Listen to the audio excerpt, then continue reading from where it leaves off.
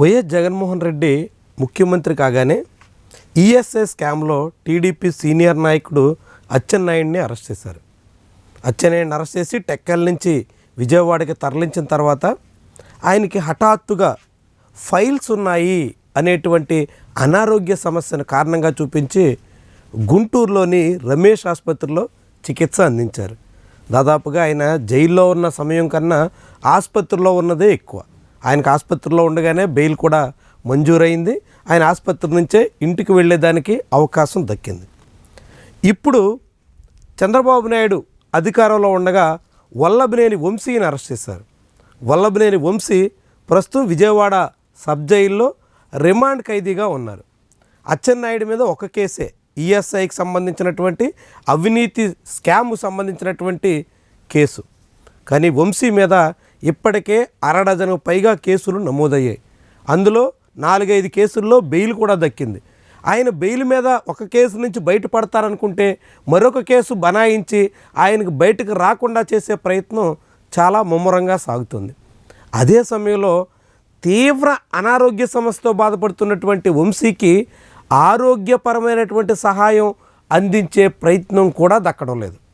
Kankipadu police స్టేషన్లో విచారణ నిమిత్తం తరలించి అక్కడ ఉంచిన తర్వాత ఆయనకి చాలా సమస్య ఏర్పడింది. వాంతులు చేసుకునే పరిస్థితి వచ్చింది. వాటన్నిటికి సంబంధించిన విజువల్స్ కూడా మీడియాలో హల్చల్ చేసినాయి. అయినప్పటికీ ఆయనకి తగినంత వైద్యం అందించేదానికి రాష్ట్ర ప్రభుత్వం సిద్ధం కాలేదు.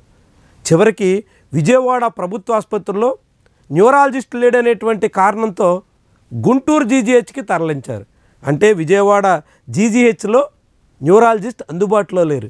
ఎన్టీఆర్ హెల్త్ యూనివర్సిటీ ఉన్న ప్రాంతంలో, రాష్ట్ర పరిపాలనా కేంద్రంగా ఉన్న నగరంలో న్యూరాలజిస్ట్ అందుబాటులో లేకపోవడం అన్నది చాలా ఆసక్తికరమైనటువంటి వ్యవహారం. ఆ తర్వాత గుంటూరు తీసుకెళ్తే అక్కడ కూడా ఆయనకు పూర్తిగా అవసరమైనటువంటి చికిత్స చేసే సదుపాయం మా దగ్గర లేదు అంటూ గుంటూరు జీజీహెచ్ వైద్యులు కూడా చేతులు ఎత్తేశారు. ఆయనకి ఫిట్స్ ఉన్నాయని, నిద్రలో శ్వాస ఆగిపోయే ప్రమాదం కూడా ఉందని అధికారికంగా ప్రకటించారు. కానీ ఆయనకు అవసరమైనటువంటి మరికొన్ని టెస్టులు నిర్వహించేదానికి గుంటూరు జీజీహెచ్లో కూడా అవకాశం లేదంటూ చేతులెత్తేశారు. మరి ఎక్కడ ఆయనకి వైద్యం అందించాలి? గుంటూరు విజయవాడ ప్రాంతంలో ఉన్నటువంటి కమ్మ కులానికి చెందినటువంటి, అంటే వల్లభనేని వంశీ సొంత కులానికే చెందినటువంటి చాలా ఆసుపత్రుల్లో వంశీకి వైద్య సహాయం అందించేదానికి కూడా సిద్ధం కావడం లేదు అంటూ ప్రచారం మొదలైంది.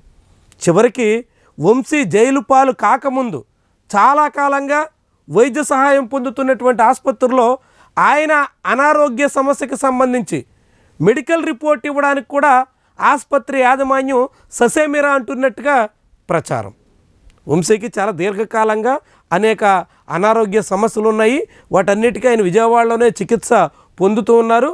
ఆ చికిత్సకు సంబంధించినటువంటి మెడికల్ రిపోర్ట్ ఇప్పుడు ప్రొవైడ్ చేస్తే దాని ఆధారంగా బెయిల్ తెచ్చుకునే అవకాశం ఉంటుంది అని ఆయా ఆసుపత్రుల యాజమాన్యాలు రిపోర్ట్స్ ఇవ్వడానికి కూడా నిరాకరిస్తున్నటువంటి వైనం చాలామందిని విస్మయానికి గురి చేస్తుంది.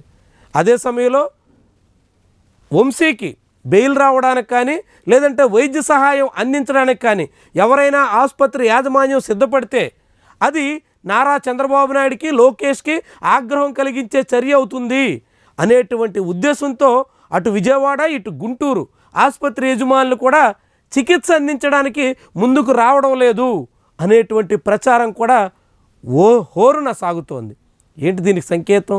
ఎక్కడికి సాగుతుంది? అచ్చెన్నాయుడికి వంశీకి మధ్య కేసుల్లో జరిగినటువంటి వైరుధ్యం దేన్ని సాటుతోంది? జగన్మోహన్ రెడ్డి హయాంలో కేవలం ఫైల్స్ ఉన్నాయనేటువంటి కారణంతో జైలు పాలు కాకుండా ఆసుపత్రిలోనే అచ్చెన్నాయుడు బెయిల్ వచ్చేటంత వరకు కొనసాగితే, తీవ్ర అనారోగ్య సమస్యతో ఉన్నప్పటికీ కూడా వంశీకి ఆసుపత్రిలో వైద్యం అందించడానికి కూడా ప్రైవేట్ ఆసుపత్రి యజమానులు నిరాకరిస్తున్నారంటే ఏమనాలి? జగన్మోహన్ రెడ్డి అత్యంత అణిచివేత ధోరణిలో అత్యంత నిరంకుశంగా వ్యవహరించారు అంటూ తెలుగుదేశం పార్టీ శ్రేణులు ఆరోపిస్తుంటాయి. అలాంటి జగన్మోహన్ రెడ్డి హయాంలో అచ్చెన్నాయుడు డాక్టర్ రమేష్ ఆసుపత్రిలో తీరిగ్గా చికిత్స పొందే అవకాశం వస్తే, చంద్రబాబు నాయుడు పరిపాలనలో వంశీకి వైద్య సహాయం అందించడానికి విజయవాడలో డాక్టర్లు ఉండరు, గుంటూరులో మెడికల్ ఫెసిలిటీస్ ఉండవు, ప్రైవేట్ ఆసుపత్రుల్లో డాక్టర్లు సిద్ధం కారు. ఏం చేయాలా? ఎక్కడ పోవాలా? ఎలాంటి పరిస్థితిని ఎదుర్కోవాలా? ఇది దేనికి సంకేతం? సైకోయిజం, నియంత, నిరంకుశం అని ఆరోపణలు ఎదుర్కొన్నటువంటి జగన్మోహన్ రెడ్డి హయాంకి విజనరీ, పరిపాలనా దక్షుడు, అత్యంత సమర్థుడు అని చెప్పుకునేటువంటి చంద్రబాబు పరిపాలనకి 2 కేసులు ఉదాహరణగా మన ముందు స్పష్టంగా కనిపిస్తూ ఉంటాయి. అచ్చెన్నాయుడికి, వంశీకి ఎదురైనటువంటి అనుభవాలు చాలా చాలా పెద్ద పాఠాన్ని నేర్పుతున్నట్టుగా కనిపిస్తుంటాయి.